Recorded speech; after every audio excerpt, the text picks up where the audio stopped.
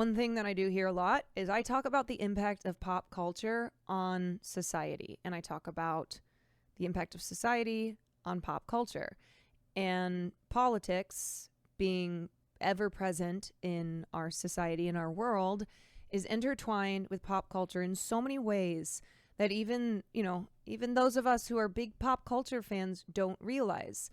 And sometimes it's, sometimes a political message is quite obvious. Sometimes, propaganda that's being used to sway people's beliefs. Sometimes it's very obvious. Sometimes it's not so obvious. Sometimes it's subtle. And so we watched that video a couple days ago or last week about the anti-Arab prejudices in Hollywood film and television. We looked at the vilification of Arab people in Hollywood and how, stereotypes of a group of people have an effect on a society of people who that is their only understanding of those people. So, if your understanding of Arabs is they're all terrorists, that they are all hateful, that the men are sexual predators, that they are violent misogynists, that the women are, belly dancers or also terrorists now too. When you just have this very stereotypical prejudice understanding of the people, then that affects how you go out and vote. That affects like the political leaders that you support when they're also repeating vile racist shit. You don't question that because that's your understanding of the people that they're talking about as well. So we watched that, and now I want to watch this video on how Israel weaponizes pop culture and talk about the history of Israel and Washington, D.C.'s partnership, their allyship, and how they've both used Hollywood to as a major form of propaganda. We've talked a lot about the military entertainment complex, which formed after World War II, how DC realized the power of Hollywood and how they could use movies to spread a pro-military message. And they've been doing that for almost 100 years, that there's a lot of power in Hollywood films and shows to disseminate propaganda.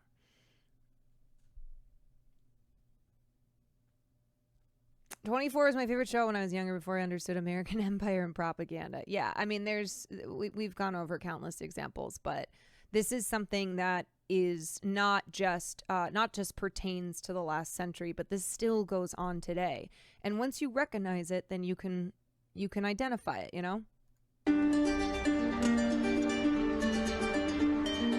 Known as Elizabeth Taylor and her sixth husband of 7 marriages, were having such a good time in Israel that they extended the visit until Saturday, did some sightseeing, and met with Israeli Prime Minister Yitzhak Rabin. In Israel, we had sent our cameras to the home of this marvelous woman. Ladies and gentlemen, the former Prime Minister of the State of Israel, Golda Meir.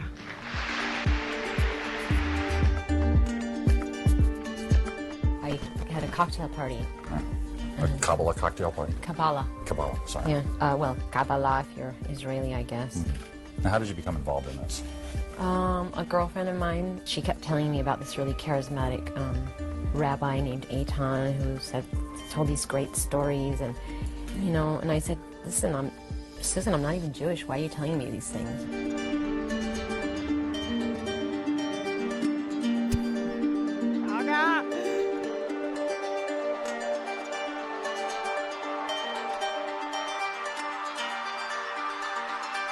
And I guess from a Palestinian perspective, say, why are we shown as the rape?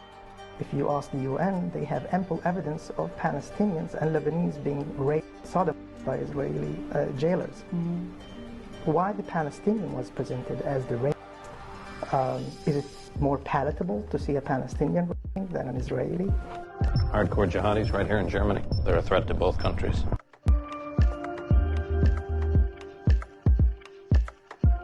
Hi, I'm Natalie Portman, and I'm going to take you through some Hebrew slang. This is a great one. This means you're living in a movie.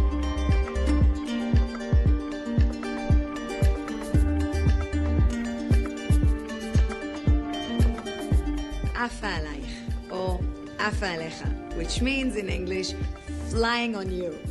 And My favorite actress. basically, when you say afa alaich, it means that I love you so much. Ani afa alaich. So, ani afa alechem.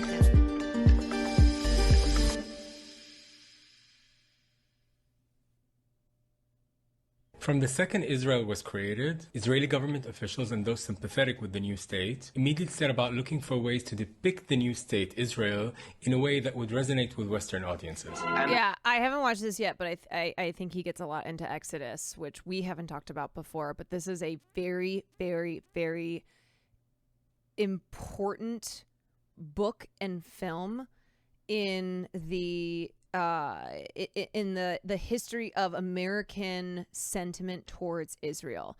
This is largely regarded as one very crucial to Jewish identity. A lot of Jewish people have written about Exodus, especially, including ones who are anti-Zionist, and talk about how like this was on, all their family members' shelves. Where like, you want to, you want to learn about Israel, which you need to learn about Israel, you want to get in touch with your Jewish identity, Exodus.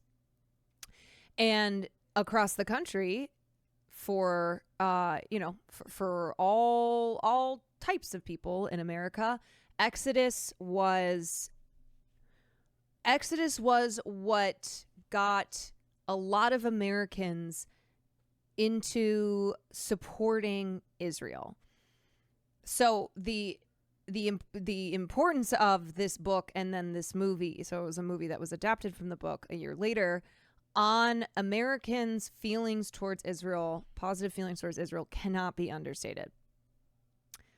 Epic of our time, The Birth of a Nation, with Paul Newman as Ari Ben Canaan, Eva Marie Saint as Kitty Fremont. To depict Israel as a liberal democracy that's under attack from its neighboring savages. Time magazine says, a terrific show. Freed for show. Thank you for the 5 community subs. So just so you understand how huge this was, when the book came out in September of 1959, it had the largest advance purchase order, 1.5 million copies. So of any novel in publishing history, it had the largest advance purchase order of all time. It was translated into over 50 languages. It dominated bestseller lists for months. It was read by like everyone in America, from politicians to church leaders to whatever, just everyday Americans. And because of how huge it was, it became a blockbuster film the next year in 1960, starring Paul Newman, who was in his height of absolute sexiness. So here you have Paul Newman, shirtless, dripping in water, playing a Jewish Israeli freedom fighter and having the Star of David around his neck. And it was sex. Like, it was just total sex appeal. Yeah, those baby blue eyes. I mean, it's Paul fucking Newman. So, Exodus had a huge influence on not just the United States, not just Americans' perception of Israel, but the world's perception of Israel. And scholars will tell you that the only book that had as great of an impact on American foreign policy than Exodus was Pearl Buck's novel about China. So this was not just Exodus was not just something that influenced Jewish identity, so like Jewish Americans' identity. It was something that permeated into all of American society. And one thing to always remember is, like, you know, of course we know that Zionism is separate from Judaism, but a reminder that every presidential administration since the founding of Israel has always supported the Zionist project, including administrations that are notable for how anti-Semitic they were, like Richard Nixon. Richard Nixon was probably the most anti-Semitic president in history. We've never had a president who was Jewish. Just a reminder of that. Bernie Sanders is the closest that we had to having our first Jewish president. We've never had a Jewish president because Zionism is not in lockstep with Judaism. Every presidential administration we've had since the founding of Israel has always supported the Zionist project of Israel because of our, you know, our military alliance. Heard what I said! Fight! Not beg! Fight! And what better tool to project that image other than Hollywood, the entertainment capital of the world? Because when you watch entertainment, you're not on high alert. You're relaxed, you're enjoying. So you don't realize you're being spoon-fed propaganda the way you would when you're watching the news. And this usage of Hollywood to hide the propaganda behind fairy tales about Israel started in 1948, when Israel was created. The creation of Israel was celebrated by 24,000 people gathered at the Hollywood Bowl to salute the new state of Israel. They listened to a recorded message from the then Prime Minister David Ben-Gurion, as a huge flag emblazoned with the Star of David shone down on them. And over the course of the next 76 years, until today, a staggering number of Hollywood stars support Israel. And if you analyze the way Hollywood builds Israel up, it's always dependent on putting Palestine down. What about the civilian casualty rate? Then don't put your goddamn things in private homes. And then we say get out. Of course, we're going to do it. She's the dead. response normally is where are the civilians supposed to go? I don't care. They started it. You're all insane. It's like the only way they can praise Israel is by it's a bad clip. It's a really bad clip. Another thing on David Ben-Gurion is that he reportedly said that he does not usually read novels, but that he read Exodus. And as a literary work, it wasn't that great. But as a piece of propaganda, it's the greatest thing ever written about Israel, because that's exactly what it was. The author of Exodus, Leon Uris, he was extremely racist towards Arabs. And every description of an Arab person, of a Palestinian person in Exodus is just so vilely racist. Like, let me find some examples here.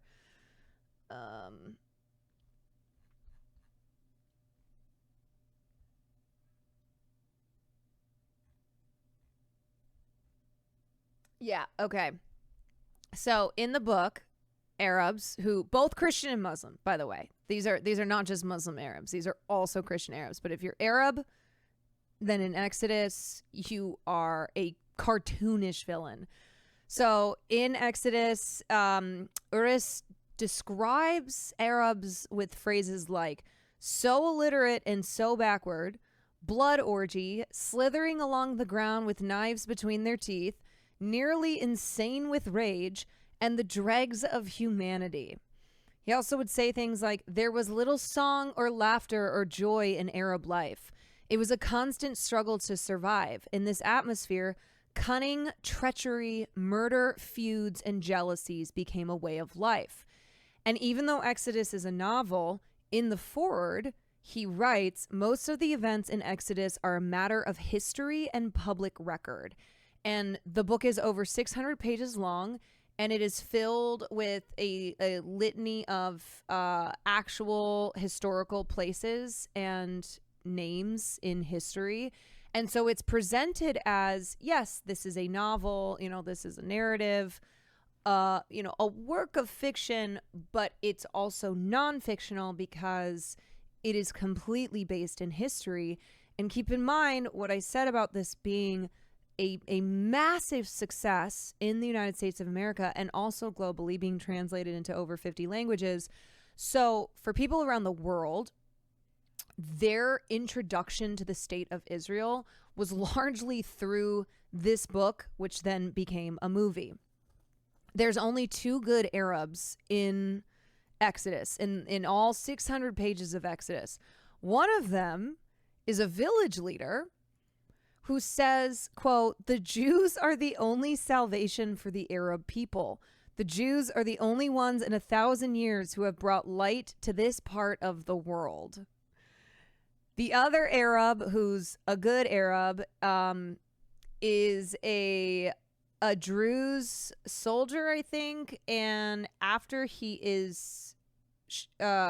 saves the main character who Paul Newman plays in the film. He saves his life after he's shot by British soldiers after breaking his uncle out of jail. And this character, this Arab character, is pretty much faceless, but the way that he's described is having dignity because he comes from a village that's, quote, "sparkling white and clean in comparison to the filth and decay of most Arab villages." Just to give you an idea of how vilely racist Exodus was towards Arabs.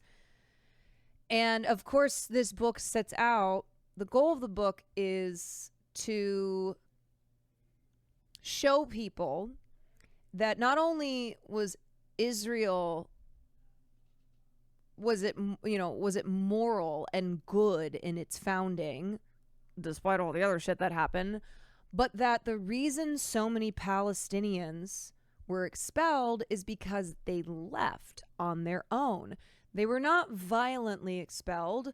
There was not the Nakba, aka the catastrophe, because the Jews in Exodus who come to Israel, they want to just live in peace.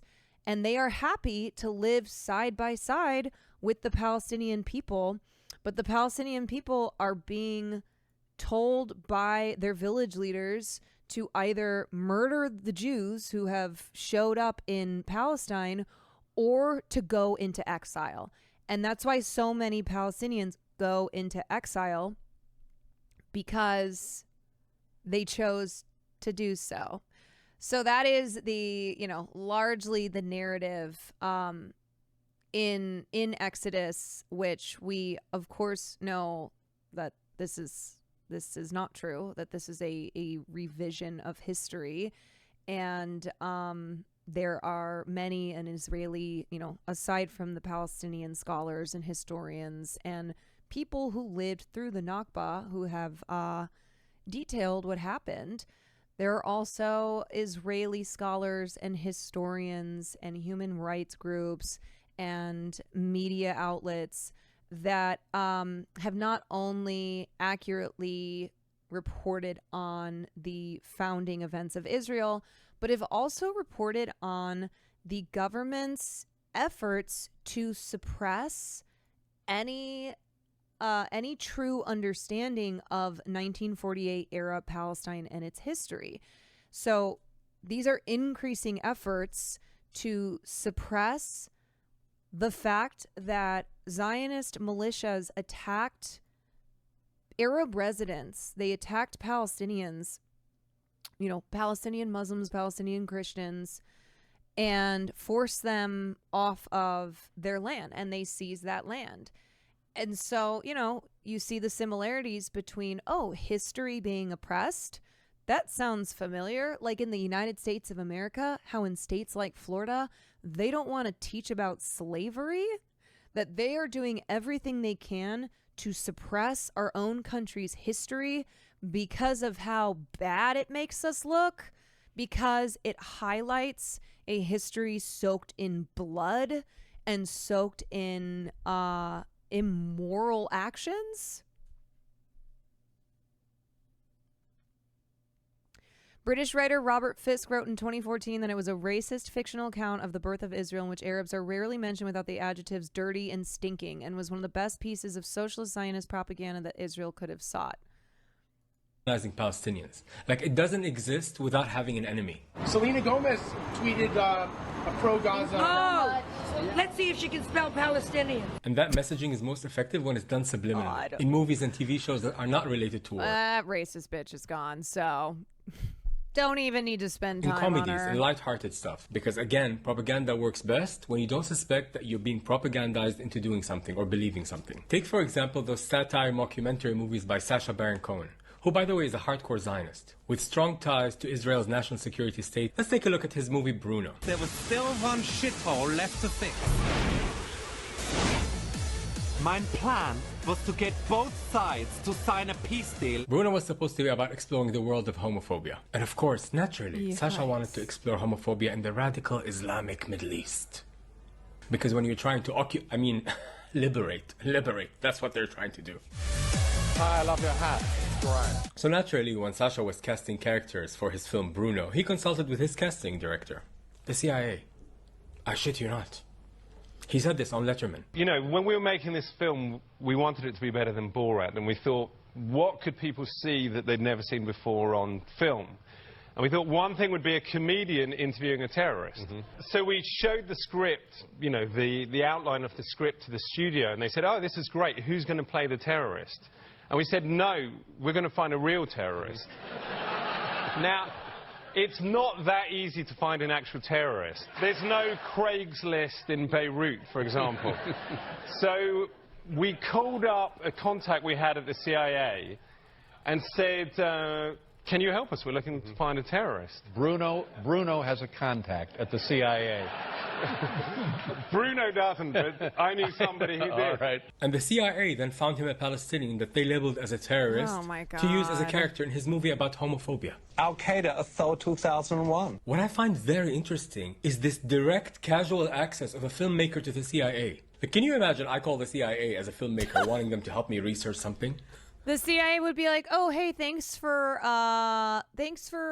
helping us out, and now you're on a watch list. You just saved a couple steps for us." What the fuck?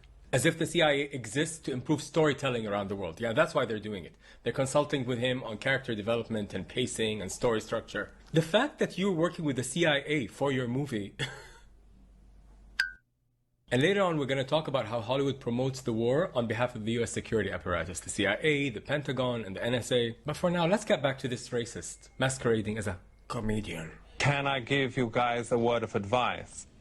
Lose the beards, because your King Osama looks like a kind of dirty wizard or a homeless Santa. شو بالضبط الحكاية الحين؟ By the way, journalist Alan McLeod found out who the CIA agent that helped Sacha find the character, the Palestinian character for his film. And that CIA agent turned whistleblower, his name is John Kiriakou. John that said that eventually Sacha was actually interviewing a Palestinian NGO worker that they claimed is a terrorist. Within a few hundred yards of Israeli soldiers walks a Palestinian branded a major terrorist by the Bruno film. We found somebody who actually lived in a town that had... It is fucking evil, you guys. It is so fucking evil. But that's how normalized it is. Oh, you're Palestinian, you're Arab, you're a brown person, you're a terrorist. You're a fucking terrorist. I mean, let's not forget, since Dick Cheney's in our headlines because Kamala Harris is out here shaking hands with him and saying, Dick Cheney's done so much for our country. Let's not forget about the number of innocent civilians from places like Iraq and Afghanistan that Dick Cheney personally oversaw the torture of, including one guy who they chained, they took to like a CIA black site and they chained him to the floor. He froze to death and then, oops, turned out later, he was just a totally innocent guy. He was just a totally random innocent civilian. And Dick Cheney said, I don't care about the methods as long as I get the outcome that I get. So it didn't matter if they tortured, mostly innocent civilians to death. Didn't matter. And you have to wonder too, what outcome, right? An outcome that Dick Cheney wants or an outcome that's actually good for the American people?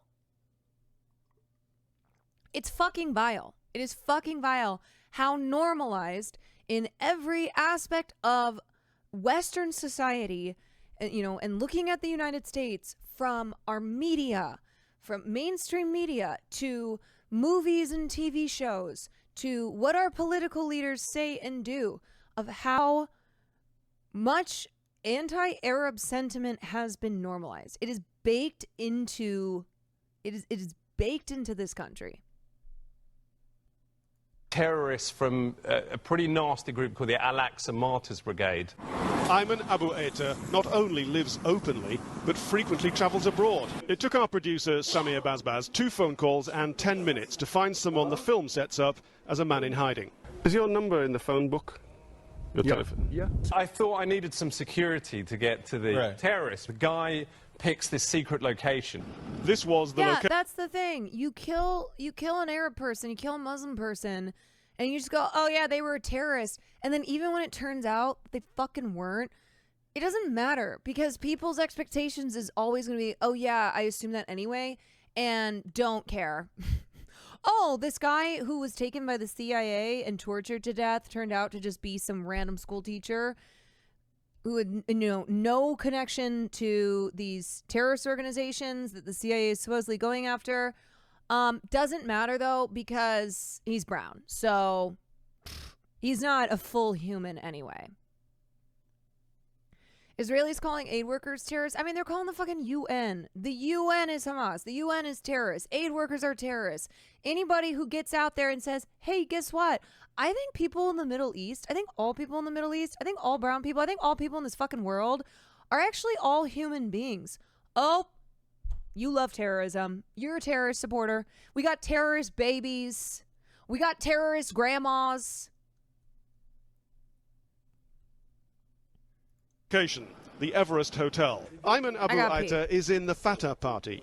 The film fails to identify him as a Christian when the character Bruno asks him about the Muslim Osama bin Laden. And this poor guy lost his job because of the portrayal of him as a monster in the film. And later, by the way, he sued for 9 figures, which they settled out of court with him. And you know, when people settle out of court, that means they want... and it's an admittance of guilt. But the most fascinating and twisted part of that story is what didn't make the cut in the film. You know, Sacha Baron Cohen's mockumentary films is where he's playing a character, but none of the people that he's talking to know that it's a character. So it's filmed like a documentary, but he's acting, but everyone else thinks it's real. So in this movie, Bruno, he goes around being his most camp self and kind of like trying to trigger a homophobic reaction out of people. And they filmed in Jerusalem. And John, that ex-CIA agent, said that there was one scene they filmed in Jerusalem where Bruno was acting camp. Now, normally Israel is presented as a gay haven, right? But while filming, Sasha was chased down by a group of homophobic Israelis who wanted to lynch him.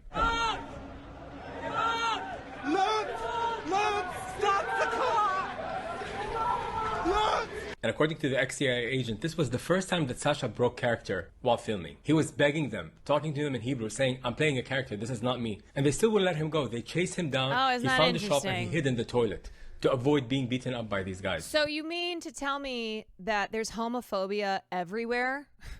You mean to tell me that in great democracies like the United States of America and in Israel, that there is vile homophobia?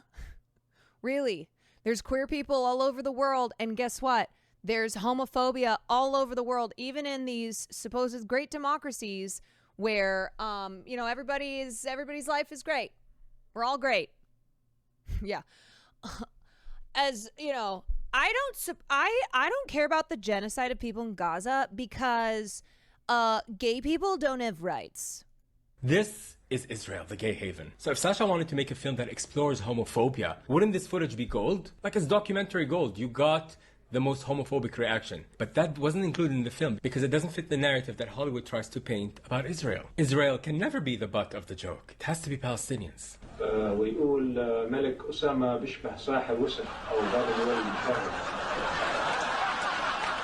Little background on Sasha. He went to an elite school in the UK, English guy, and idealized Shimon Peres. So when you zoom out and you look at his entire body of work, especially when you see what the writers of his movie Borat and Bruno have been saying about the genocide in Gaza, they're genocidal statements. No one knows what it is to be a Palestinian. You can't do anything. Oh, this guy. Oh my God, this guy's the worst.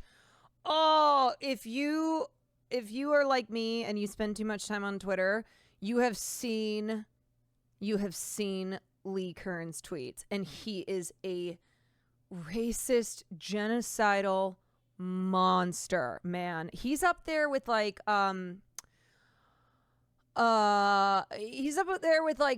Michael Rappaports and Selma Blair's of just how unbelievably racist and genocidal they are, and they're fine. Like, they still, nope, they're all good. Keep working.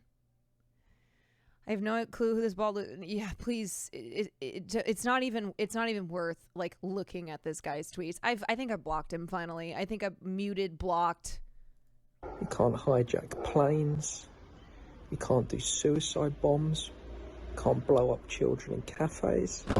The theocratic Islamic Republic of Iran, run by insane Islamic fundamentalist lunatics. The Muslim racists and the hard left idiot racists. These pro-Palestine extremist wankers are arrogant, disgusting. And I just want to give a quick message to all the generals in the IDF who was involved in the recent attack on the penises and testicles of Hezbollah. As that journalist Alan McLeod said, it really feels like these are rich Anglo-Israeli guys making fun of Muslims. By the way, Sasha has been lobbying to ban TikTok. He's calling it the biggest anti-Semitic movement since the Nazis. This got nothing to do with anti-Semitism. This is just about silencing all the voices that are trying to debunk the lies that are spun by the Zionist state with the help of Hollywood. Now you're probably asking yourself, maybe Hollywood just likes to do that. And here's the thing too, okay? Let me just give you a little history here. So, in Hollywood, a major reason why the studio moguls, the founders of MGM, of Warner Brothers, of Paramount, of Universal, the reason that they were Jewish was because of anti-Semitism, because they were blocked from being in high-end theater. Jews were not allowed to participate in high-end theater, so they were forced into vaudeville. They, went out west to the nascent film industry at the time. Jews were blocked from being in law firms, so they started their own law firms. They weren't allowed to work at hospitals, so they had to start their own hospitals. They were driven out of Eastern Europe because of the Christians being so anti-Semitic, and thus, forcing them to immigrate to the United States, where they were also met with a lot of anti-Semitism. And so that is why a lot of the roots of the entertainment industry are Jewish roots because of anti-Semitism. But because anti-Semitism in America was so prevalent, the Jewish founders of these studios were, anti-Semitic themselves. They did nothing for dispelling Jewish stereotypes in entertainment, because they were so worried about looking as if they were pushing a Jewish agenda. A lot of them changed their names to sound less Jewish. Jewish actors, Jewish performers all changed their names, because even in an industry where a lot of the major studios were run by Jewish people, they understood that anti-Semitism would keep them from having careers, and so many of them changed their names. And I don't have a list in front of me right now, but you would be amazed. He's like Lauren Bacall. That was not her, birth given name. Lauren Bacall is an example of somebody who changed her name because of her Jewish identity, went on to have a very massive career, which she would not have had otherwise. So that is the beginning of the Hollywood golden era. And then moving on meanwhile, like after Israel is founded in 1948, it, along with Washington, D.C., who also in the 40s had started the official military entertainment complex in Hollywood and able to be able to do World War II propaganda, DC and the Israeli government both turned towards Hollywood as a way to promote their colonial projects and all of their military activities. And so remember what else happened in the 50s? The Red Scare, when communism became this big scary word, and who was mostly targeted in Hollywood by the House of Un-American Activities Committee? Leftist Jews. So as you have these film productions, both in Israel and in Hollywood, that are being made in effort to, propagandize people towards, oh, Israel's amazing. Israel's just like the United States. We're best buds. We're both democracies, and everything that we do is good and just. You had real anti-Semitism happening in Hollywood during the McCarthy era. And so, Jewish creatives in Hollywood were being literally blacklisted, as you have Israel putting out films and other cinema projects, because again, Zionism doesn't have anything to do with real Judaism. And so to attack Israeli propaganda and to call out these films and shows throughout history that not just Israeli but also American, that are just pure propaganda and paint Arabs as barbarians and as a brutal race of people. All of that is to support the political dream, the political ideology and agenda of Zionist Israel. And so it's just another example of how, if you call that out, oh, you're being anti-Semitic, but you are absolutely then ignoring the real anti-Semitism that has also pervaded the entertainment industry, for decades, especially during this era when film production between Israel and Hollywood became a big thing. And that, I'm just trying to explain, I'm trying to highlight how one is in service of political goals and the other is real anti-Semitism. Remember when the Transformers attack Iran in the second Bayverse movie? Yes, and there's another example of more subtle military propaganda where the Pentagon worked with Michael Bay on the Transformers films. So that's why you get that in there. And so even though it's not, American Sniper, or it's not Zero Dark 30, or it's not Homeland, something where now you can more easily see, oh yeah, that's just straight, that's like a CIA wet dream. It's all over the place. The connection between DC and Hollywood it's unbreakable, and it is in every aspect of pop culture. The NFL gets millions of dollars a year in taxpayer dollars. That's your money that goes to the NFL to do pro-military ads, to do propaganda for the military. Millions and millions of taxpayer dollars going towards promoting this message of, isn't the military fucking great? Isn't America so great?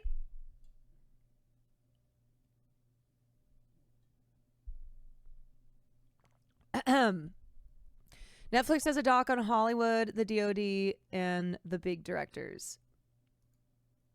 Yeah, there is at this point ample writing and ample writing either through books or articles, and then also videos on YouTube, documentaries that show you that relationship between the military and the entertainment industry. What baffles me is that this is what we try to teach in literary and cultural studies, but it's been horribly defunded. So cultural critical analysis is so low. I'm an English professor, by the way. Yeah, that's why you got to become a Twitch streamer. So you can teach these things. The reason the players are on the field for the national anthem is literally from military recruitment. They used to all stand in the tunnel and come out after the anthem. Yes.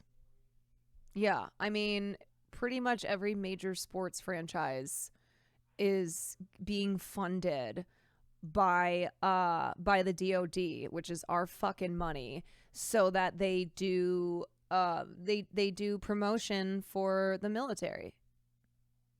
Right thing. Oh, and the other thing too is that before Israel was founded, there wasn't really any there wasn't really anything in the entertainment industry that was working to support Zionism. So, you know, before Israel's founding, we didn't have the influx of movies and TV shows and just other other forms of art and media being used to spread propaganda so that people in the United States of America would wholeheartedly support Israel, and same with people around the world.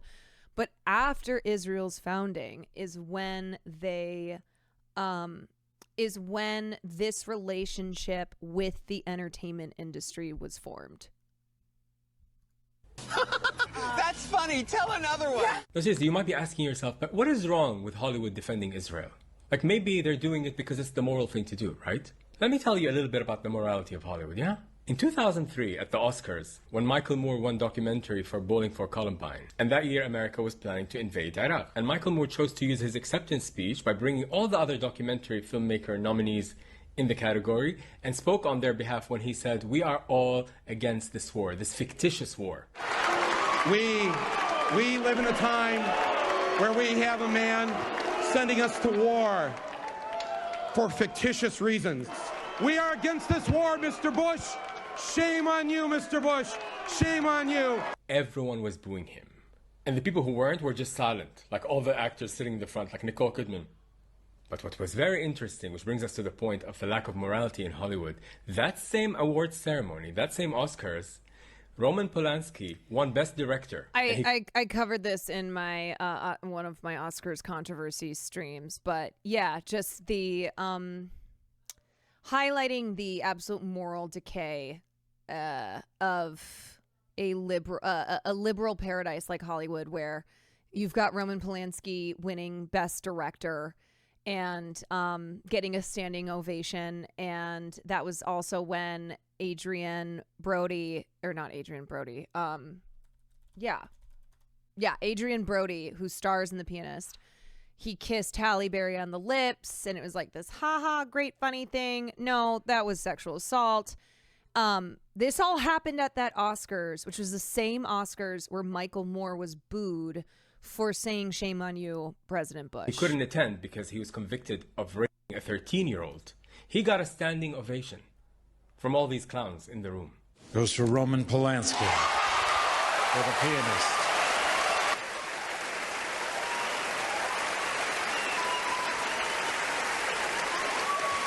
That's the morality of Hollywood. But it's okay.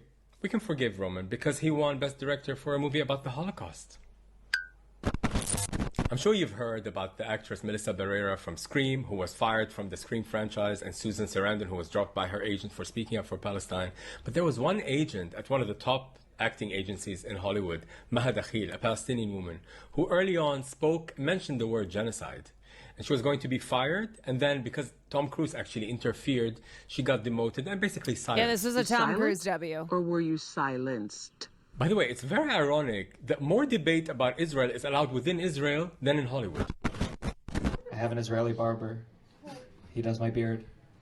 And while he was cutting my beard, he was asking me about my thoughts on Israel and Palestine. And I noticed that the closer the blade got to my throat, the more I became pro-Israeli. That's how it feels talking about that conflict while wanting to succeed in Hollywood. By the way, this environment of toxic peer pressure and arm twisting using money and power has always been there in Hollywood. And they always use it to silence any voice that stands up to the war machine, which Israel is a big part of. Hi everyone, this is Vissam from Gaza.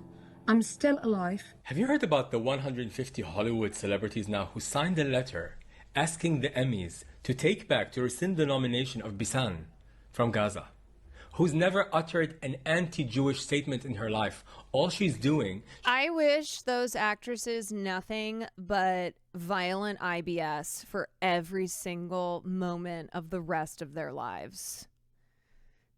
They shouldn't even be able to take one step without feeling that they are about to have explosive diarrhea. She's refusing to leave her land, and all she's trying to do is document the plight of her people. In November 2023, I was among hundreds of thousands forced to risk our lives by walking south on Salah ad-Din Street. 150 Hollywood stars came together to write a letter to the Emmys asking them to take back her nomination. Imagine being in the comfort of your home somewhere in LA and signing a petition to essentially say, oh, I don't like that Palestinian being nominated for an Emmy. They can't bear to hear a Palestinian voice. How dare they, by the way? How vile and disgusting. This young woman just trying to document what's happening in her country. They smear her by calling her anti-Semite. It's also so insulting to anyone's intelligence. As if Palestinians would be completely okay if their land was stolen, they were being oppressed by a group other than Jewish people. Like, oh, you're Christians? That's fine. You can kill us. It's the Jews that we have a problem with. It's so embarrassing when people say things like that. Palestinians are trying to resist oppression. They don't care about the religion of their oppressor. Even one of the Hamas leaders, by the way, once said that if it was a Muslim who was doing this, we'd try to kill him. Like, it doesn't matter, this fictitious game of anti-Semitism. Like, it exists, honey, in Europe and in America, okay? But let's go back to the silencing of pro-Palestinian voices in Hollywood. This goes back decades. In the 70s, by the way, at the 1978 Oscars, actress Vanessa Redgrave won the award for Best Supporting Actress for a movie where she played an anti-Nazi fighter. So far, so good, as the Zionists are concerned.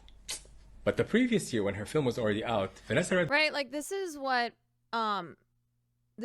is it's not hard to understand, but because of how it's being weaponized, because of how anti-Semitism is being false claims of anti-Semitism is being weaponized and used to provide cover for what Israel is doing, is so, it's one of those multiple things are true at once, right? History of anti-Semitism,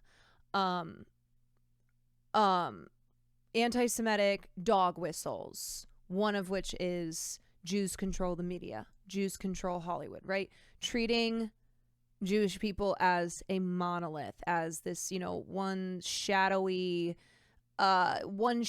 group where they are in control of these industries. Like, that is all anti-Semitism, and it has its roots in European Christian racism. And so all of these things are true, and Jewish people being victims of horrific crimes against humanity. But what's also true is that the state of Israel, which has a majority Jewish population because of its political agenda of being an ethno-state, like the point of Israel was to be a Jewish ethno-state, and because of that, then it's all, what's also true here is that you have a state that is committing these horrible crimes in the name of Judaism, which is wrong and which is false, but that there are a lot of Zionists in Israel who are Jewish, who are supporting the oppression and genocide of Palestinian people. And it reminds me of that piece, "It's not my fault that my oppressor is Jewish." And I can't remember who wrote it. Please remind me if someone has read that. The fact there are so many anti-Zionist Jews is actually what makes it so much easier to join them in fighting against Israel. They shouldn't be painted with that brush. Right. But it is that a people who have faced so much oppression and so much violence and have been victimized, This idea then that they cannot turn around and also be oppressors and also victimize other people is what's not true. And yet we're at a point now where calling out the actions of Israel or calling out the racist behavior or words of someone who is Jewish, like Sacha Baron Cohen, because he is Zionist in his political beliefs, then you will get called anti-Semitic.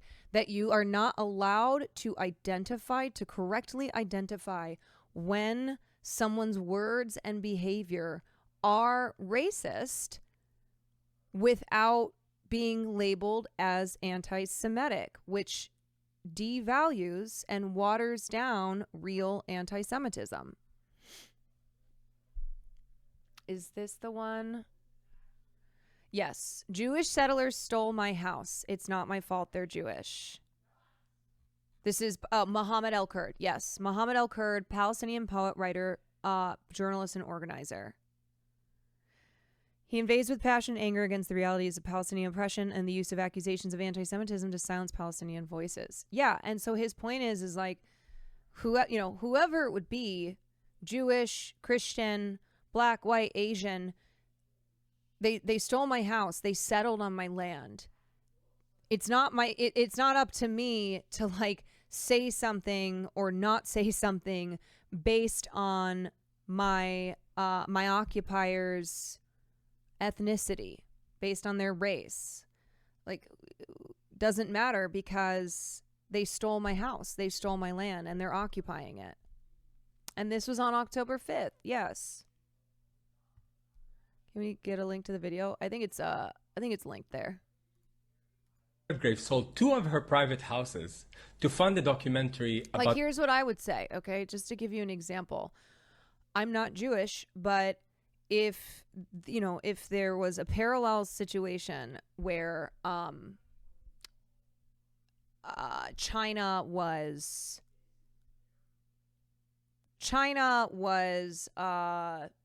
doing, I mean, China has done genocide, so I guess I don't even have to hypothesize, or I don't have to give a hypothetical. But basically, take this situation, but instead it's China. And what I would feel as somebody who has experienced anti-Asian racism a lot, like throughout my life, it would sicken me to see criticism of China's policies and the genocide they are carrying out as anti-Chinese, as, weaponizing real racism to provide cover for crimes against humanity. So just trying to give a comparable situation there, where me, as somebody who's experienced real anti-Asian racism, would be sickened by it being weaponized as a way to wash over the horrific crimes being committed by the government. Yeah. Hypothetically, imagine a situation where China was accused of genocide. That's not the Palestinian cause. She called it the Palestinian. After her Oscar nomination for Julia was announced, far-right radical group Jewish Defense League, which again, by the way, they're always hiding behind the Star of David and Judaism. The Jewish Defense League is a terrorist organization. First of all, they threatened the members of the Academy with repercussions if they voted for Redgrave. Then they put a bounty on Redgrave's head and picketed Oscar night, calling her Arafat's whore, burning her effigy. And a Jewish Defense League member was later convicted of trying to burn down a Los Angeles theater which had been set to screen the Palestinian documentary by Vanessa Redgrave. So then it was a great shock to the Jewish Defense League that the Academy still voted for Redgrave to win the Oscar that year. And this brings us to Vanessa Redgrave's speech. Sorry you've experienced that, girl. I mean, the thing is that a lot of people have experienced bigotry. They've experienced hatred. And yet it doesn't give you the right, and it's not an excuse to turn around then and victimize others. You know, I've experienced misogyny, I've experienced racism, like it's my whole life. But as a victim of both those things, it's never a defense then for me to turn around and do that to someone else. You know? Which is played by... Those who have won the nominations for Outstanding Performance by an Actress in a Supporting Role are... And the winner is Vanessa Redgrave and Julia.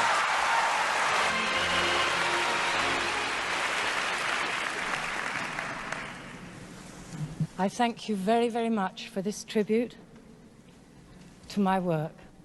2 out of millions who gave their lives in the fight against fascist and racist Nazi Love Germany. Vanessa.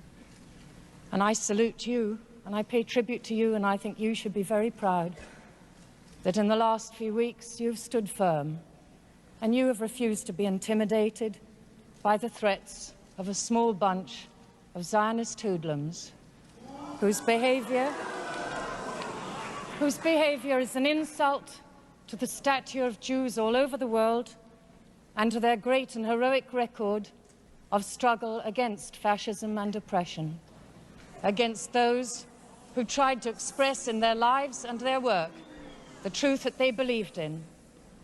And I pledge to you that I will continue to fight against anti-Semitism and fascism. Thank you. Yeah, and people wanted to kill her for this.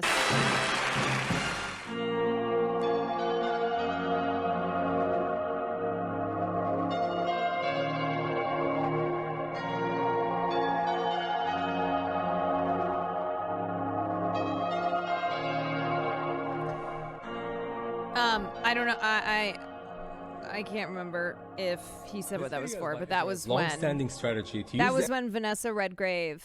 That was the year that she had helped produce and narrate The Palestinian, a documentary that, shock, did not just depict Palestinians and resistance fighters as evil terrorists who are motivated by religious hate.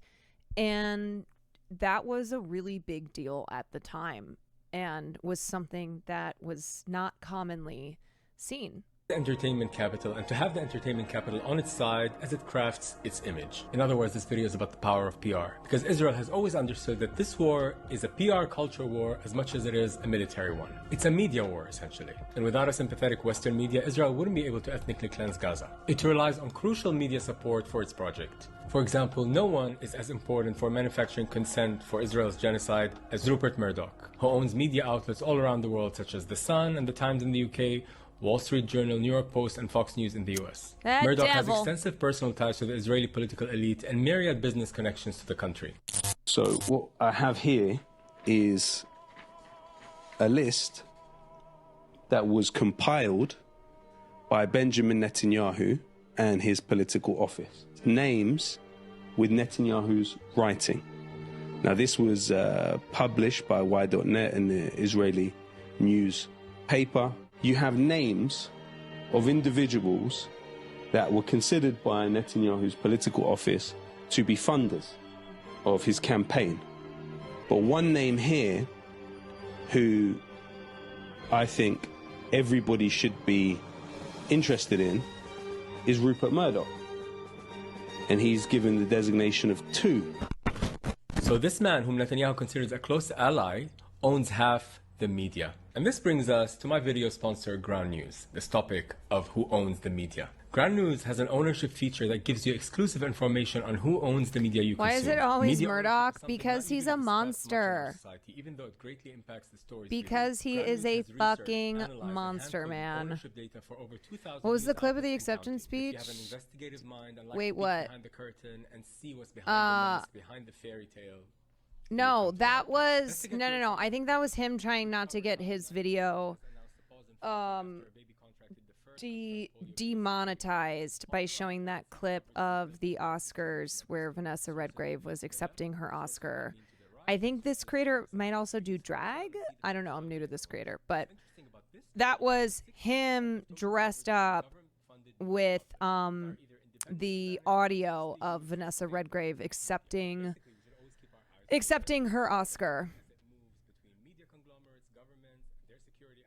Yeah, he probably couldn't use the footage. Yeah, every single time I've made a YouTube video on Oscars controversies or had any clips from the Oscars, or really a lot of just really a lot of clips from my pop culture videos, it's always been a problem on YouTube. Special relationship with Israel, both on and off the screen. In 1978, there was a variety TV show on ABC starring more than 30 of the biggest names in Hollywood, sports, and TV. They were celebrating Israel's 30th birthday. The show culminated in Barbra Streisand, the bigger singer at the time, who sang 3 of her biggest hits. Like, isn't that fucking crazy, yo? We had a show with major stars to celebrate Israel's 30th birthday. We don't do this with any other country in the world. And it's because of our special friendship, our partnership, our political allyship, because of our connection in both the United States and Israel being settler colonial projects. So, yeah, we had a 30th birthday. Hollywood threw a 30th birthday for Israel. And then interviewed live Golda Meir, then Prime Minister of Israel. It's wonderful to hear your voice. I wish I could see your face. It was a fantastic piece of TV where Golda Meir was acting like she's all nervous about being in the public eye, and Barbra Streisand was like kind of calming her down. Girl, this woman has nerves of steel, this Golda Meir. Golda Meir, who's presented as this kind of Jewish, loving grandmother, mother figure. You know what this woman once said? This is a statement which is typical of Israel. We may be able to forgive Palestinians or the Arabs for killing our children, but we will never forgive them for forcing us to kill their children. Yeah. Classic Golda Meir quote. Nobody forced you. You traveled thousands of miles, came to us, and killed our children, and continue to kill our children. But anyway, let's get back to Golda Meir at that 30th anniversary of Israel and Barbra Streisand interviewing her. Barbra Streisand was introducing her as this fierce girl boss, kind of. Like Zionists were spinning this identity politics years before anyone else did. Before it was fashionable for ladies to be in positions of importance and responsibility, there was a woman. Like, you know how they try to distract from their war crimes by talking about how Middle East doesn't have gay rights or women rights? They were doing it, they're trailblazers. They were doing it in the 70s. And basically Barbra Streisand was, here's the woman who went out and did a thing. You know how Barbra Streisand, she thinks she's sexy, like she does this weird voice. She went out and did a thing. Went out and did her thing. What? She actually believes this stuff. Because the support for Israel in Hollywood is not just driven by finance, it's also ideological and financial, of course, and driven by what the market needs. The head of the Jewish Federation of Greater Los Angeles... Yeah, because here's the thing, okay? Who amongst us would not be susceptible to believing a narrative when that's the only narrative we have? When what we've seen, what we've read, what we've learned, what we've been taught is this is what happened. And so that's what we then believe happened. That just like the United States of America, Israel was founded on goodness. That it is a moral founding. And yes, some people died and the horrible things happened, but it wasn't our fault. It wasn't Israel's fault. It wasn't the United States of America's fault. It happened, but not because we did that. Jay Sanderson once said, there is no country that has a stronger relationship with Hollywood than Israel. The development of Israel as a creative source for Hollywood was decades in the making. These efforts helped Tel Aviv become a major incubator of the industry, leading to local Israeli shows being adapted in the US, shows like Homeland. An American prisoner of war has been turned. You're suggesting that Weaponizes planted intelligence on his own safe house?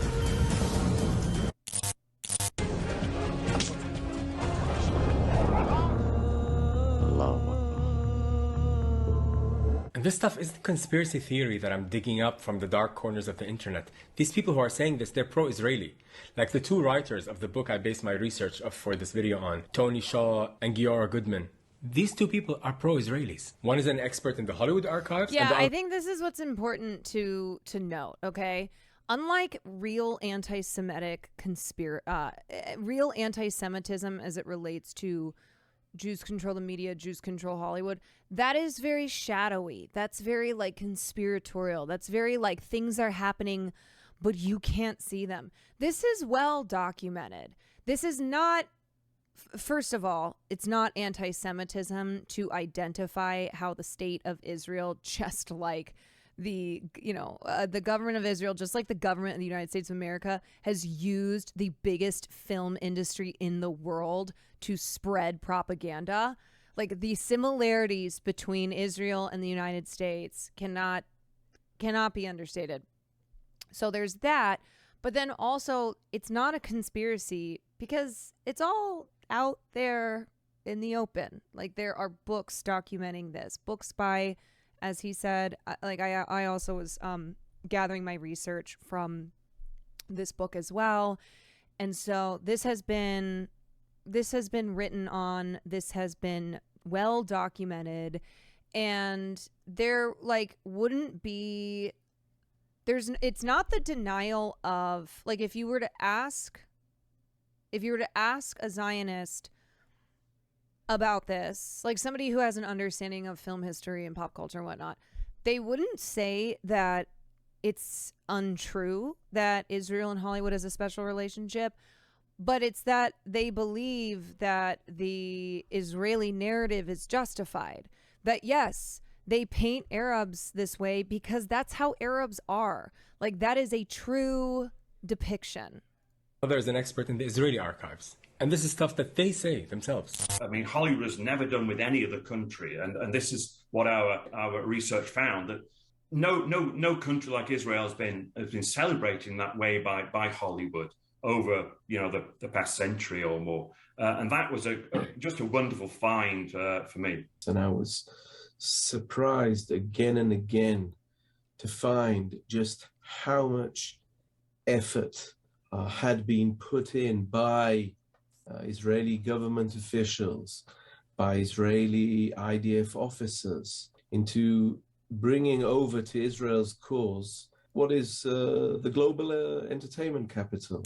So basically, the Israeli government saw early on the value of using entertainment as a propaganda tool. Let me give you an example. You know about the Entebbe rescue operation in 1976. In 1976, two German leftists paired up with the Popular Front for the Liberation of Palestine and hijacked an Air France plane with 105 Israeli passengers and directed the plane to Entebbe, in the hope their cause will be supported by the Ugandan leader Idi Amin. The hijacking was meant to force Israelis to negotiate for the release of jailed Palestinians. Call upon revolutionary movements everywhere to focus the attention of the world on the Palestinian people's struggle. Now, Israel is known for its vehement opposition to negotiating with terrorists, otherwise known as Palestinian human beings. But in 1976, Israel surprised everyone by agreeing to negotiate, and then secretly launched a mission to rescue the hostages in what became known as one of the boldest Israeli operations.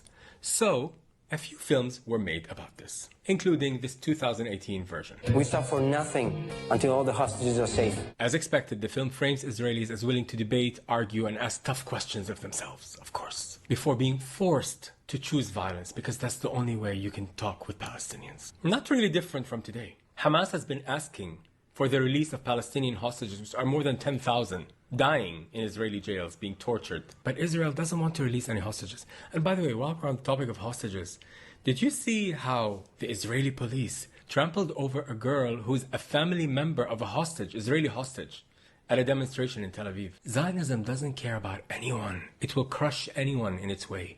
But anyway, back to 1976 and the Entebbe operations and vis-a-vis Hollywood, right? When the rescue operation happened in 1976, immediately, according to the book by Tony Shaw and Giora Goodman, more than 20 Hollywood producers reached out to the Israeli government wanting to produce movies about what happened. It was like an auction. And then the Israeli government turned to the most celebrated writer at the time, Ephraim Kishon, to help them select the best company to make the film. And one of those companies was Warner Brothers. Kishon actually explained this in internal documents. And he says, and he explains, what is the value of having one of Hollywood's biggest action stars at the time, and he's discussing a few names. The person who is sitting at row 40 at the top, the top of the cinema, identifies with a positive figure who is an Israeli hero.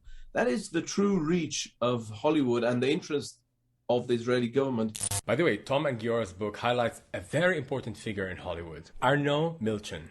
Not only is he one of the most successful Hollywood producers in the last 3 decades, producing blockbusters and Oscar-winning films, he also offered a lot of diplomatic and political support to Israel by making his base in Hollywood a place where Israeli foreign ministers and prime ministers can come over.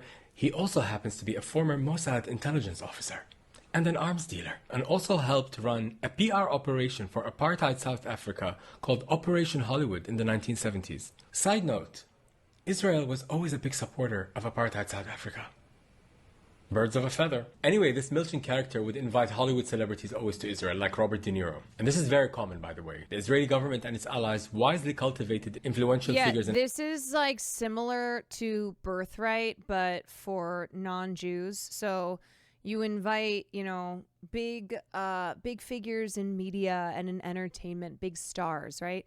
And you give them the royal treatment. And like Lady Gaga, and then she comes back and is like, Israel's actually the most amazing place ever and is completely misunderstood. It's all propaganda to service the continued Zionist agenda, which is to maintain an ethno-state no matter the cost or consequence. In American life to visit Israel and to finally act as de facto ambassadors for the state. And this started very early on with people like Elizabeth Taylor back in the 50s when she was at the peak of her career, which is also another very intelligent strategy. And back then Elizabeth Taylor really identified with the struggle of the Jewish people, which of course it's a horrible thing what happened during the Holocaust. Too bad nobody told Elizabeth what Israel was actually founded on. השתוללו בטנטור היה משהו נורא. טנטור היה כפר עשיר. בתים יפים, גרים כמו אירופאים, אתה יודע, וגם אנשים היו לבושות ויפה, ובאמת היה כפר אחד, אנס שם איזה ילדה בת 16, משהו כזה, אתה מבין? אבל זה מכוער מאוד, היה לנו בחור אחד, הוא נפטר, הוא היה פרא אדם, הוא לקח פשוט מאוד. Yeah, thank God this guy's at least dead now. ורצח אותם בתוך המכלאות.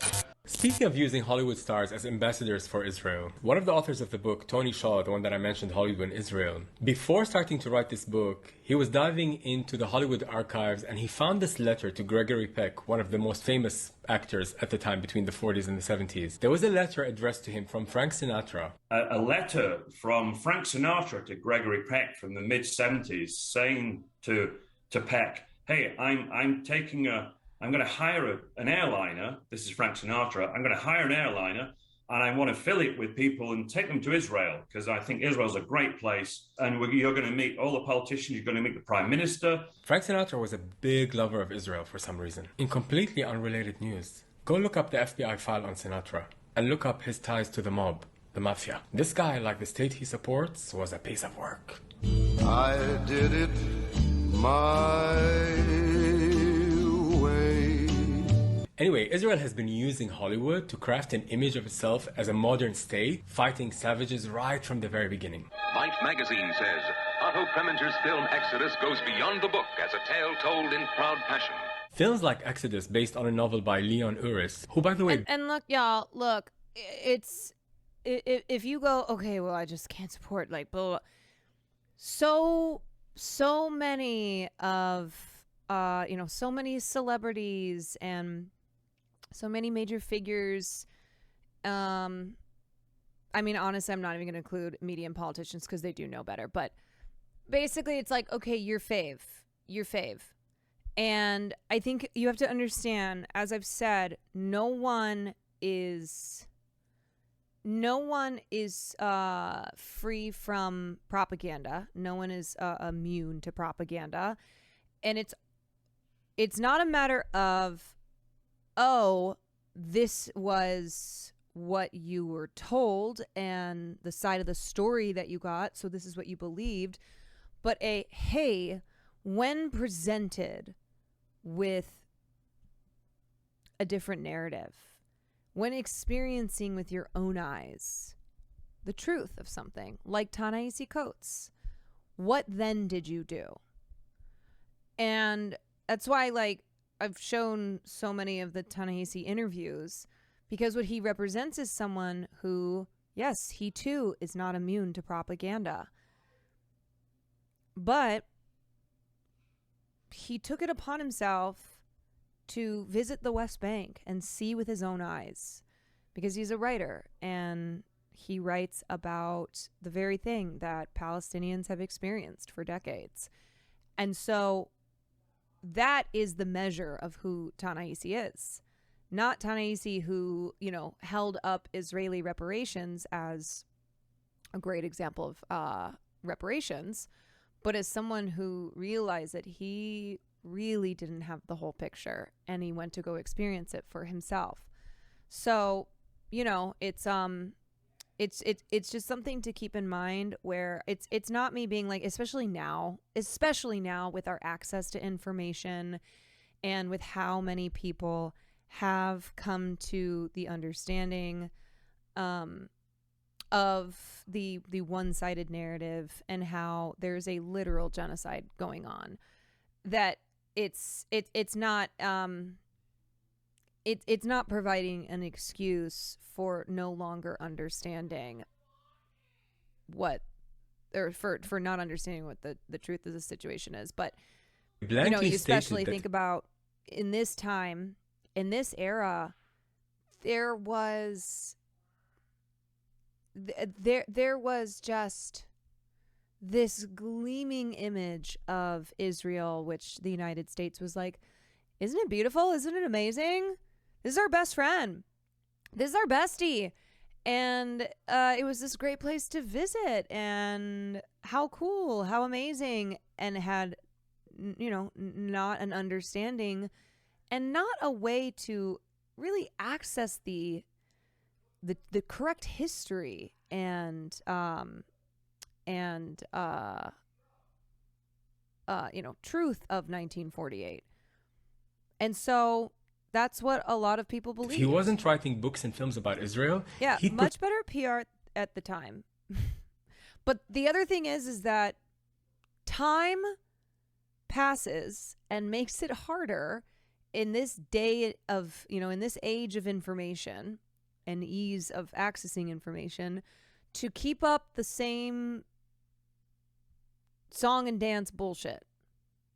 Preferred to be over there shooting Arabs. In the film Exodus depicted Israel as a glorious frontier outpost populated by brave, handsome, blonde-haired, blue-eyed Americans. And this coincided with Israel taking on a bigger role in regional politics in the 1960s. And that's actually when the tone of Hollywood films about Israel started to change. Can't do ethno-nationalism anymore. Israel was presented as a holy land. And over the years, the image of Israel, with the help of Hollywood, moved from holy land to a big ally of America in fighting the Soviets, and more recently in fighting the Arab terrorists. The Israeli filmmaker Menachem Golan helped popularize the image of the Arab terrorist and the heroic Israeli intelligence officer to the American public, and continued refining this idea across decades in big blockbuster action films. American, I want to negotiate. Do you hear me, American?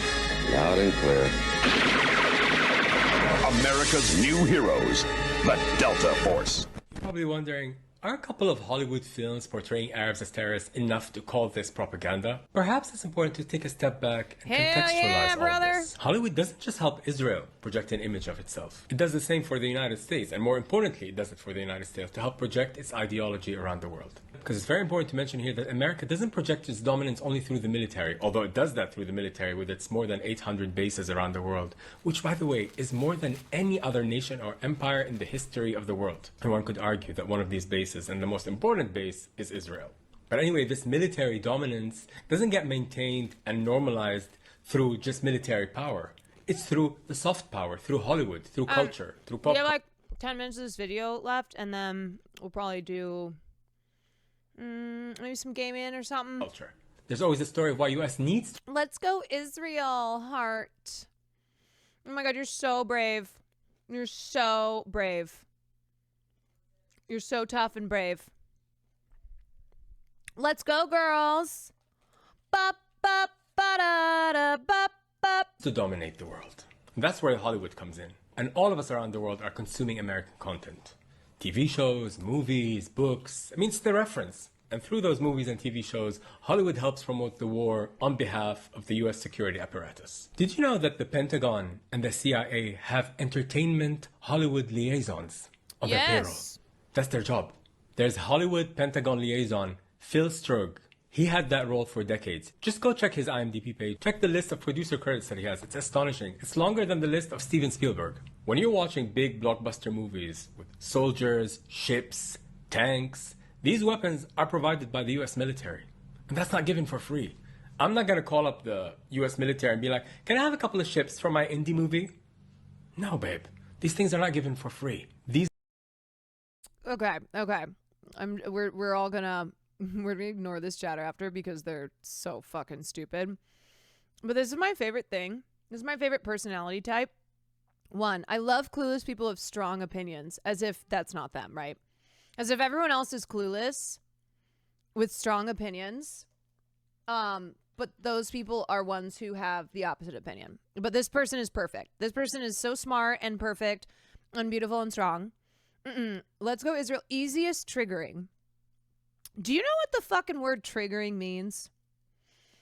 You are the one who came in here, first of all. You are this. Okay. On a scale of not loser to the biggest fucking loser on the planet, you came in here to try and be like, oh, I triggered you. When you never will. You will not trigger me. Dude. Bruh. I have been doing this for a long time. I have dealt with the biggest motherfuckers on this planet my entire life. So if you, somebody who is of no importance, truly, you do not matter. And I want you to know that. You don't matter. You don't. I'm just telling you that. Yeah. Oh, you're brave and independent. Okay. So, I need to remind you. I need to remind you of that. That your existence on this planet is a waste. It is a waste of space. And that is sad. You are doing nothing productive with your life. So go, I don't know. Go do something. Go do something. It's not loser-ass behavior because it is genuinely a waste of, it is a waste of space. It is a waste of life. Goodbye. Goodbye. Goodbye. Zero purpose. This was the best night of their life. It really was. No. And that's the thing is like, I know giving people attention, people like that, attention, that it is the highlight. It's the highlight of their day, of their week, of their year, of their life. And yet I have to remind them that they are a waste of space. Truly.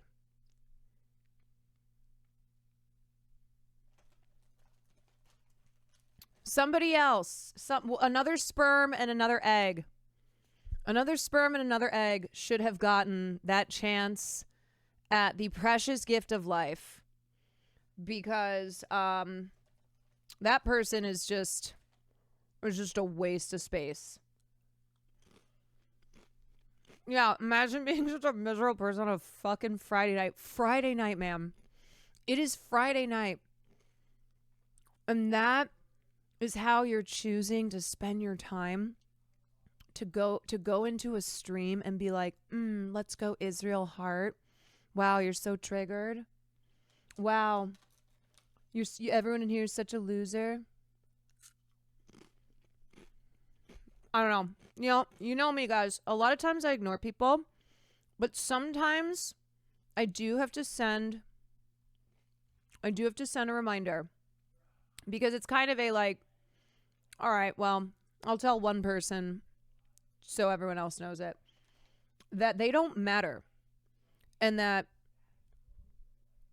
they don't serve any purpose on this earth than wasting air, than wasting the precious air that we have. These liaisons, these Hollywood liaisons at the Pentagon and the CIA, they require script approval. They need to read everything. And they insert lines. They help shape the image of the US around the world. I'll give you an example from that movie Transformers. Jon Voight's character, just after the American troops were attacked by a robot, this Pentagon Hollywood liaison, Phil, inserted a line for John's character to say, "Tell him to turn the ships around, come home, ASAP. Bring him home." Granting the US military this noble, paternalistic, protective quality. At 1900 local time yesterday, Soxon Forward Operations Base in Qatar was attacked. Another example is the movie Charlie Wilson's War. This movie is based on a senator from Texas. It was all about how US funded radical jihadist groups in Afghanistan in the 80s against the Soviets. The original movie ended with a scene in which Charlie heard on 9/11 that a plane went to the Pentagon. And the entire point of that movie was that this was a blowback from Operation Cyclone, which was the code name for the CIA program of arming the Mujahideen. The CIA and the military did not want that, and they completely took out any reference to 9/11 from that movie. Instead, the final scene became receiving the Medal of Freedom and no more mention of 9/11. Because that would have made it an anti-war message. That's why it had to be removed. The whole point is to glorify war. And they made a profile of this man as this great guy when all he was doing is stoking the war in the Middle East. By the way, journalists Tom Secker and Matthew Alford report on this in astonishing findings from trawling through thousands of US military and intelligence documents. These documents for the first time demonstrate that the US government has worked behind the scenes on over 800 major movies and more than 1,000 TV titles. For example, the movie Bruno that I mentioned at the beginning. The CIA and the military were heavily involved in that film. You really have to ask yourself, why is the CIA involved in a movie about homophobia? Are there any activities you suggest where I'll be surrounded just by straight guys? Oh my gosh, what's up with the scarf? There's a scene where Bruno goes to the military base to become a real man. Candidate, what are you doing? Stand at the position of attention, candidate. Do it! Wow. Head and eyes straight forward, candidate. Do it! Unlike all of Sasha's stuff, this scene seems so scripted. It's like an ad for the military. The producers of the film actually say that the military didn't know what was going on. And then the crew with Bruno, with Sasha, made their escape. We're supposed to believe that they accessed a US military base. They would have sued them. Like, this is a national security concern. There could be, like, special tech in the background. Like, this is not like, oh, sorry, you made your escape, now you made a movie. Like, what a joke. It's obvious that they knew, that they're all performing. So once again, this stuff is more effective when it slips in comedies, in content that isn't war-related necessarily. And the US military is involved in so many TV shows that have nothing to do with the war. Stuff like The Price is Right and the Ellen DeGeneres Show, where they suggested to have episodes where they give giveaways to soldiers. Or not Ellen working with the DOD. Just have people in uniform sit in the audience. And even if you look at sports, by the way, there's Military Appreciation Day at baseball stadiums. Flag the size of the stadium and everyone stands up in their bleachers and salutes. Then a fighter jet flies over and then magically outside the stadium you'll see military recruiters signing people to join the army. And this is all being subsidized by American people, by their taxes. I know there's anti-war movies. Does the CIA approve of those? Do you have any influence on those? I mean, I think, well, most of what the DOD has its hands on is not going to be anything close to anti-war. What I would say is, I mean, this gets the argument of, is any movie truly an anti-war film, which is a whole other conversation. And I think I had meant to have that the other day, and now I'm like, wow, we got to have this conversation, but that's a whole other conversation. Anyway, what I would say is most likely it'd be more so something that's not exactly pro-war. It's not like, hell yeah, we love war, but is subtly still glorifying military actions, or at least, let's say, is not specifically casting a negative light on the Department of Defense. But yeah, you know, safe to assume that if a film or a TV show is largely negative towards the military, towards war, towards the Department of Defense, then it ain't going to get funding. It's another similarity between America and Israel, or rather between the American public and the Israeli public. They're both being propagandized into war from cradle to grave, constantly. Israel is a microcosm of everything America is. The violence, the racism, the colonization, the brutality, the fraud, the corruption, complete disregard even for your own citizens. Israel's the same way. They don't care about their own people, just like America doesn't care about their own people. Always with the idea that there's an external security threat to your country, which therefore justifies you attacking everyone. I also think that as a Jewish person, like, I was fed a huge amount of lies about Israel my entire life. You know, they never tell you that. Oh, by the way, there were people there. They make it seem like it was just some man sitting there. The doors open. A land without a people and a people without a land. Ours for the taking. Like, it literally, they forget to include the fact to every young Jewish person, basically. But the good news, because, I always want to end my videos on a good note, is that this relationship between Israel and Hollywood, there's starting to be some cracks. And actually, you can argue that that speech by Vanessa Redgraves in the 70s was the beginning of the crack. And the crack has been growing ever since then, and we cannot lose hope. Because if we are to dismantle this terrorist entity which has hijacked Judaism, as it mercilessly wipes Palestinians off the land it wants to steal, we have to remain hopeful and know that maybe the change is not going to happen in our lifetime. I've just completely accepted now that the change, that this free Palestine that I want to see, I've accepted that it may never happen while I'm still alive. And that actually gives me comfort, because then I don't have to get obsessed about, oh my God, it's so frustrating, when is this going to ever end? No, it may end not when I'm here. But I'm happy to be part of a small seed, and I get this inspiration from watching Palestinians on the ground. Like the other day, this thing popped up somewhere on my feed by Rifat Al-Hariri, the poet, who was killed by Israel. We know that it's very bleak, it's very dark. There's no way out. If there's no water, there is no way out of Gaza. What should we do? Like, drown? Like, commit mass suicide? Is this what Israel wants? And we're not going to do that. And I was telling some friend the other day that I'm an academic. Probably the toughest thing I have at home is an expo marker.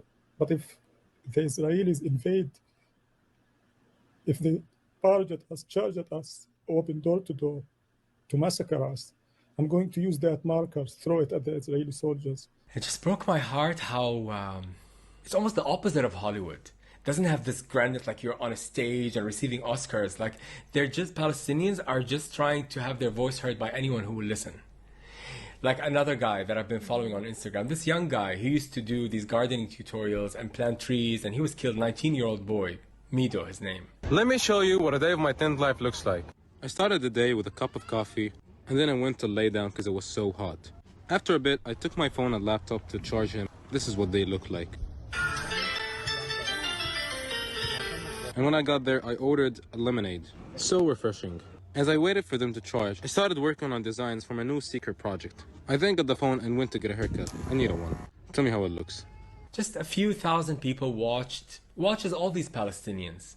It's not as grand as Hollywood, but something about watching them and I think, oh wow, this is going to be appreciated way in the future, not when we're still around.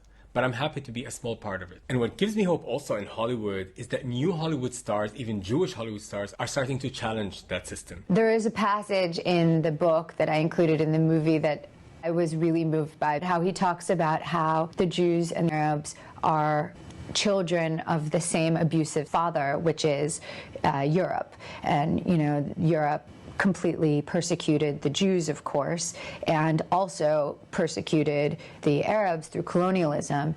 And rather than acknowledging that they're siblings of the same abusive father, they see the abusive father in the other, that the Jews see the Arabs as the new Nazis, and the Arabs see the Jews as the new colonialists. Of course, you can't expect her to come out in complete boycott of Israel. That's too much. But we have to take it where we can get it. We have to appreciate the small steps. And Look. I know what he's saying is incremental. For some people who have imagine that you're just so deeply entrenched in this narrative, and your whole life you've been raised to believe this to be the truth, and that like your identity is wrapped up in this history and in this narrative. And look, we're past time, right? We're past time for all people to be condemning Israel and calling out the genocide and calling out their continued de-escalation through escalation. But it's also, it's, look, some people have a different opinion of this, but what he is saying here, and what a lot of people who are in support of Palestine feel is like, the goal is for Palestine to be free. And so how we get there is the question. But we need, for all people in support of Palestine, we need really powerful voices and groups and the masses to like, at the very minimum, not see Palestinians as savages, not see them as terrorists, That's when you're gonna differentiate, you're gonna branch off of those who will say, well, then this is where we go next, and then those who are like, well, we should go here. But it's, I don't know, it's solidarity is solidarity, and it's not all gonna look the same. But I think it has to start with not seeing Palestinians as less than human beings. Again, I say this because if we only want big steps, if we're only thinking short term, we're going to be really frustrated and lose the ability to keep fighting. Because in order to keep fighting, we have to recharge our batteries. And speaking of boycott, what we have to do is BDS. Boycott, divestment, sanctions. Here's one really simple thing that literally any of us with a mobile phone can do right now to support Palestinians in their hour of need. The No Thanks app gives you the opportunity to scan a product in any supermarket anywhere in the world and see if the manufacturer is connected to this brutal Israeli regime, and then you can boycott. There's also a search option where you can put in any products or manufacturers you're doubtful about. Like if you scan a can of Coke, it tells you where the money is, to which settlement it's going. And it helps you become more informed. I'm not saying you should stop drinking Coke. I'm not telling you what to do or what not to do. But if you download an app like this, you become informed. And hopefully over time, when you become informed, you can make different decisions. So please download this app, because this BDS, boycott, divestment, sanction, is the biggest challenge to Israel, because it puts pressure economically, culturally, academically, and the way to really pressure Israel through pop culture and academia in the West, because Israel derives its support from the West. Not just financially, it wants to be attached to Western values of democracy, and we have to expose them for exactly what they are: lying, terrorist, colonizing. Day 30-something of planting every day until this genocide is over. A lot of you ask me why I plant. Planting for me is a form of resistance. I bring life to Earth. They're taking away life, but I'm bringing it to Earth. And I hope that my plants have strong roots to the ground, just like we Palestinians do. Check out my melons. They have flowers now. Look at that. I know. This is my watermelon. Luchia over there. Lima beans. Looking pretty good. And tomato.